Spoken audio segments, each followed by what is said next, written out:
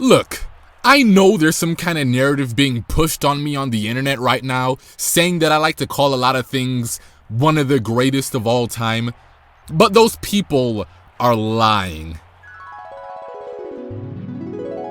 And I honestly think that the Wonderful 101 had some of the greatest boss fights of all time. They were that good. But in the end, what we got was the greatest 2D platformer ever made. This soundtrack is easily in my top 5 soundtracks of all time. And even though I think her clapping at me is adorable, some of the greatest clapping in all of video games,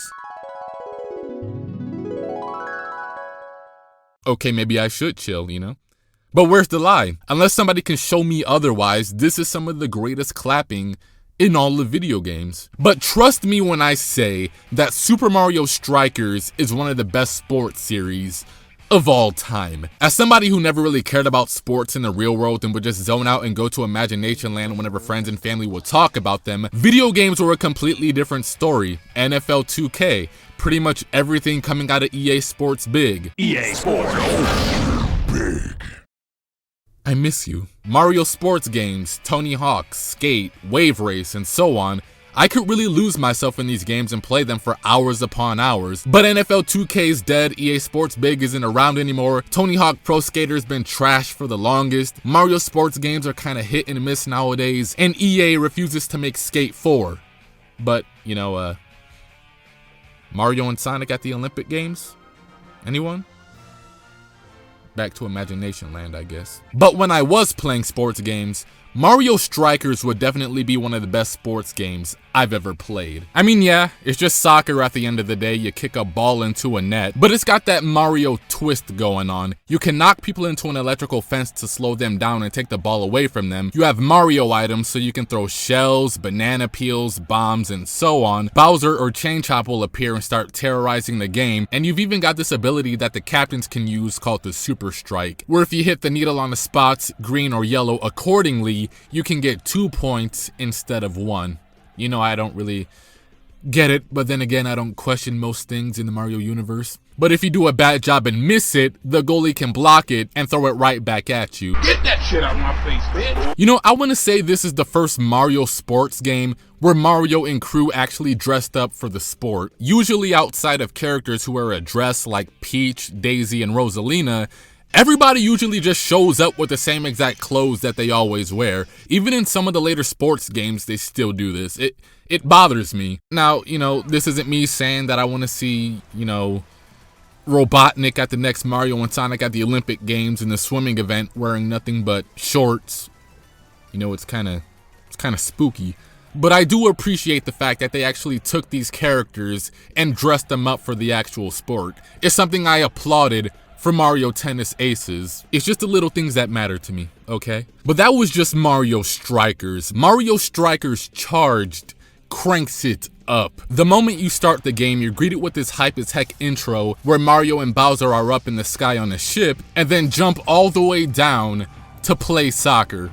Again, I don't question things in the Mario universe. Then when they get there, it's some type of war zone going on. People are getting electrocuted, drifting away in the sky, explosions are everywhere. Really sets the tone for the game because it's pretty much just like that. They also changed up the sports gear this time around. Instead of being traditional soccer gear, everybody's gear has this new metallic, hardcore look going on. Same with the ball itself. Kinda makes it one of the most deadliest sports out there, but hey, you know, looks pretty cool. This game introduces a new mechanic where you can charge your ball at the net and then pass it around, and the wider it gets, the stronger it becomes. You can even fully customize your team now instead of just being limited to only one group of characters. Each of these characters also have their own unique abilities, all unique and terrible in their own unique and terrible ways. Birdo can launch a giant egg at you, bulldozing the goalie and getting you a point. Toad can jump over people, Boo can dash straight through you and go into the goal, Koopa can launch a giant shell stunning the goalie, Shy Guy can get on a bullet bill and also stun the goalie,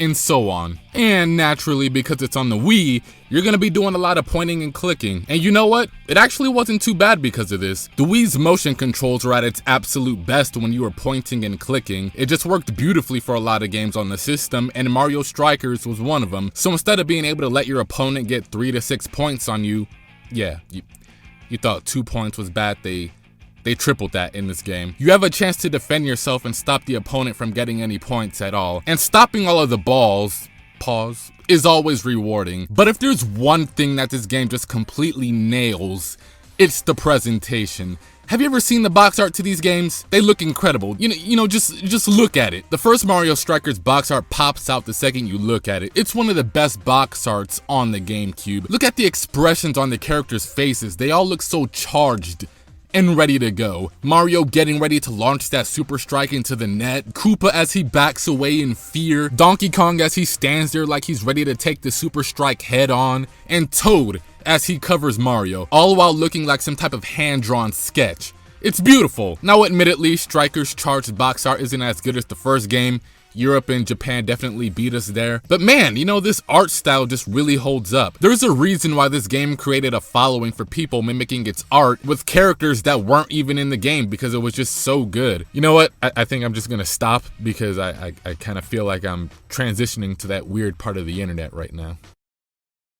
Okay. And the presentation doesn't just stop at the box art. The game gives its characters so much personality. Personalities we normally wouldn't see in a Mario game. Okay.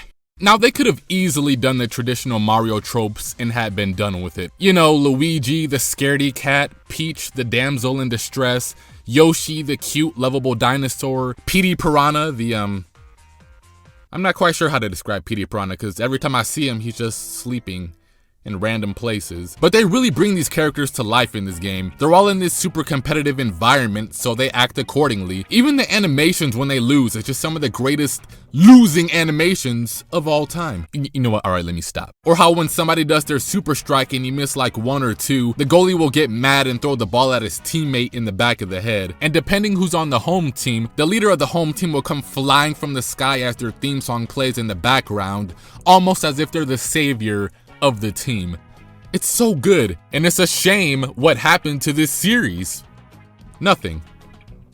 That's the problem. We haven't seen a new entry in the Strikers series in over a decade, and I really don't see why. According to VG Charts, the most credible site to track sales for a video game, that was a joke, people. I can't even say anything on this channel anymore without people thinking I'm 100% dead serious.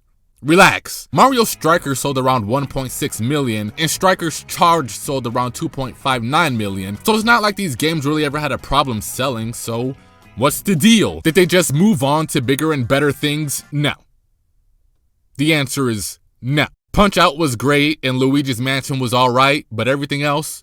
No. Hopefully we see a return to this series because soccer in Mario and Sonic at the Rio 2016 Olympic Games was just an alright little sports event, but could in no way replace Mario Strikers. It'd be the perfect game to have on Switch with 8-player online, a fresh coat of paint, and new characters. Come on, Next Level Games. Give the people what they want. It's time for Mario Strikers to return. Not Federation Force, not Captain America Super Soldier, or Jungle Speed. I'm curious to see what kind of game Jungle Speed really is.